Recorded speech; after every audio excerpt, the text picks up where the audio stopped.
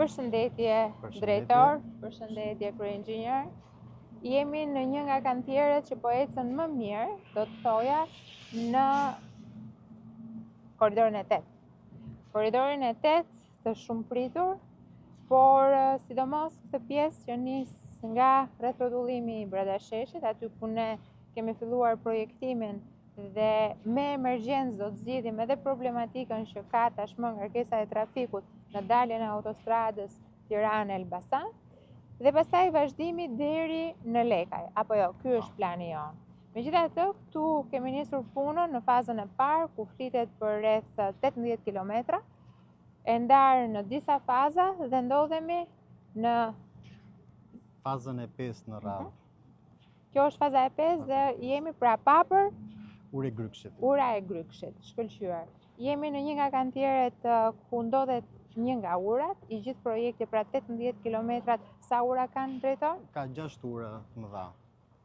Janë 6 ura, 2 prej cilave janë 330 metra linear, dhe njëra prej tyre është kjo që po shikojmë sot. Ecuria e këtij kantieri, pra papër ura e Grykshit, faza e 5, është në 60% dhe po diskutonim pak më parë me të gjithë grupin e inxhinierëve këtu, që krahasuar me të gjithë fazat e tjera, ne sot këtu kemi ecurinë më të mirë me 60%, ndërkohë që i gjithë projekti është diku te 49%. E rëndësishme është të thuhet që kemi një afat për të kapur dhe është afati i qershorit 2026 ku dëshirojmë të përfundojmë totalisht sipas afateve kontraktuale 18 kilometrat e parë të këtij segmenti shumë të rëndësishëm, duke e lënë pra rrugën dytësore të jetë funksionale, ato që sot është rruga kombëtare, dhe duke kaluar në një autostradë të tipit A me shpejtësi 130 km/h. Shpejtësia e projektimit është 140 km/h dhe shpejtësia e realizimit të projektit është 130 km/h. Kemi 2 korsi nga secili krah me 3.75 metra gjërsi dhe një korsi plus nga secili krah që është korsia e emergjencës me 3 metra gjërsi.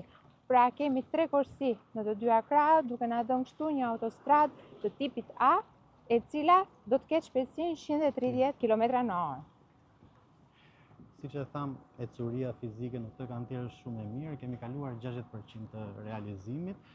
Problematika nuk kemi pasur me shpronësimet përtej problemeve me dokumentacionin që vazhdon dhe sot kemi arritur të gjejmë mirëkuptimin e banorëve.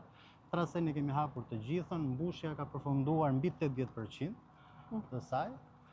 Kemi 5 vepra të vogla hidrike që shërben për kalimin e ujit nga njëra anë në anën tjetër. Tombino dhe 2 nënkalime që në fakt nuk i kishim pjesë të projektit, por i kemi shtuar me kërkesë të banorëve për të lidhur zonat bujqësore nga njëra anë në anën tjetër. Duhet të thënë që zakonisht gjatë zbatimit projekteve padyshim ka disa ndryshime, të cilat konfirmohen dhe aprovohen në Këshillin Teknik të Autoritetit Rrugor Shqiptar dhe sigurisht shumica prej tyre ka të bëjë me një pjesë shumë të rëndësishme, atë të sistemimit të lëvizshmërisë brenda zonave të banuara në 2 krahët e autostradës. Sidomos kur janë zona që në planifikim nuk është parashikuar sepse janë zona të cilat janë të pabanuara, por nga ana tjetër rrugës në një komunikim të vazhdueshëm me të gjithë komunitetet, arrim të kuptojmë që janë zona bujqësore dhe që detyrimisht duhet krijuar akses, edhe nëse nuk janë sot në përdorim, mund të jenë në një të ardhme bazuar në gjithë paketat incentivuese që qeveria shqiptare ka tashmë për zhvillimin e bujqësisë apo edhe zhvillimin e agroturizmit. Në ndërkohë, nëse shikojmë, ura ndërtohet pra 330 metrat janë të ndërtuara në shtradhin e lumit Shkumbin, por si shte nuk ka problematika teknike. Kemi dalë mbi nivelin e lumit, jemi dhe 5 pila për fotopanelë, po jemi në dhurë rreziku të rrugë. Ka mezi tetorit që dhe edhe me trarë të fatë e kompakt. Janë 161 trarë, nga ku 100 trarë janë prodhuar. Kështu që si shtatë inxhinieri në mes tetorit fillon montimi i trarëve për të liruar kështu edhe trupin e rrugës pasi. Inxhinier, kjo është dhe koha më e mirë për të punuar, sepse pas pak do filloj edhe të rritet niveli i ujit, shpresojmë shumë. Do fillojmë në rrjedhën e trarëve, shmangim në 2025 ka qenë me të vërtet një vit I thatë, ku të gjitha kantierët, pikërisht, të gjitha kantierët e kanë shfrytzuar maksimalisht këtë pjesë, duke qenë se nuk ka pasur shira dhe ka qenë e lehtë për të ecur në për kantiere, por nga ana tjetër duhet pasur parasysh që është një situatë që nuk na favorizon në sektorin energjetik.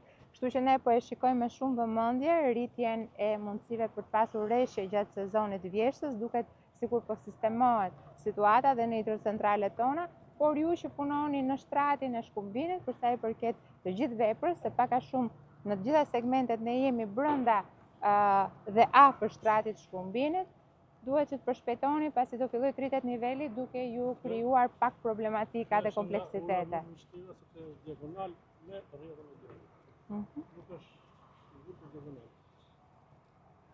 Duket faktikisht në një nga kampatat, pak më tutje, por ne nuk na e lejonte bimësia që ta shikonim, duket pjesa ku uji, pikërisht lumi, kalon në mënyrë diagonale nën kampatat. Shumë mirë. Në ndërkohë që, ashtu siç thash, një tjetër pjesë e rëndësishme e projektit, që është pjesë e korridorit të 8 dhe që do të avancohet me shpejtësi dhe në situatën e emergjencës, është zgjidhja që do t'i japim 3 kilometrave të autostradës Tiranë-Elbasan, pjesa e rrethotullimit brenda sheshit që do zgjidhet për t'u lidhur me fazën e parë të këtij projekti, apo jo? Projektin e kemi gati, ky segment prej 3 kilometrash është pjesë e bypassit të Elbasanit. Projekti është gati, është I miratuar në Këshillin Teknik të ARSH-s. Në ditët në vijim me ndryshimet që do kemi në buxhet, presim që të Pra, me rialokimet të cilat do ndjekim. Kam një pyetje drejtor. Nga momenti që bëhen rialokimet e duhura sipas aktit normativ, nga momenti që projekti tashmë është I konsoliduar dhe I miratuar edhe nga Këshilli Teknik, a do t'ja dalim që të kemi këtë zgjidhje emergjente deri në përfundim sezonit? Ne do tentojmë që të fillojmë punën menjëherë pas përfundimit procedurave të prokurimit. Shpresojmë shumë që ta lidhim, ne shpresojmë para fillimit sezonit veror, por që do të shohim. Është e rëndësishme që të japim një zgjidhje pasi ne shikojmë që edhe tani me përfundimin e sezonit, edhe gjatë fundjavave të vjeshtës parë, duhet thënë që kemi parë ngarkesë dhe jo vetëm të shtunën apo të dielën, po edhe të premten pasdite, edhe të hënën në mëngjes, duke qenë se tashmë qytetarët apo edhe vizitorët dhe turistët nuk janë thjesht për sezonin veror, por lëvizin edhe gjatë fundjavave, kështu që ajo është një zgjidhje e shumë pritur që duhet patjetër të përfundojë me fillimin e sezonit veror, pra deri në një korrik të 2026-s, ne duhet kemi zgjidhur 3 kilometrat e para të bypassit të Elbasanit, për të vazhduar pastaj me projektin e madh dhe financimin e huaj në të cilin kemi aplikuar. Diçka tjetër që duhet dim nga projekti? Projekti, duke qenë se shtrihet përgjatë lumit Shkumbin, kuptohet që është I mbrojtur nga daljet e mundshme të lumit, ku janë parashikuar muret me pilota 800 që pastaj më sipër janë muret gabion mbi murin beton arme. Kështu që kjo autostradë është bashkëkohore e projektuar me të gjitha kushtet teknike të projektimit. Pasi duhet thënë që pjesë e projektit, si në fazën nga rrethrotullimi brenda sheshit në drejtim të Lekajt, ashtu edhe në fazën nga bypassi pra I ri dhe në vazhdim deri në kufimin me Maqedoninë e Veriut, në të dyja rastet kudo që ne kemi punuar afër lumit Shkumbin, kemi bërë dhe mbrojtjen e skarpatave dhe mbrojtjen lumore. Pra në të dyja rastet është punuar dhe duhet thënë që është një përfitim për sa I përket këtij lumi të rëndësishëm edhe të gjitha zonave të banuara tek ai kalon. Shumë faleminderit për prezantimin e ecurisë në këtë kantier. Shpresoj që në ditët e ardhshme do të kemi vizita edhe në kantieret e tjera të këtij projekti për të parë ecurinë dhe shpresoj që edhe kantieret e tjera të arrijnë sa më parë të 60% të avancimit që ka kjo fazë dhe siç tham që është një nga fazat më të komplikuara të gjithë këtij segmenti. Shumë faleminderit për sot. Faleminderit.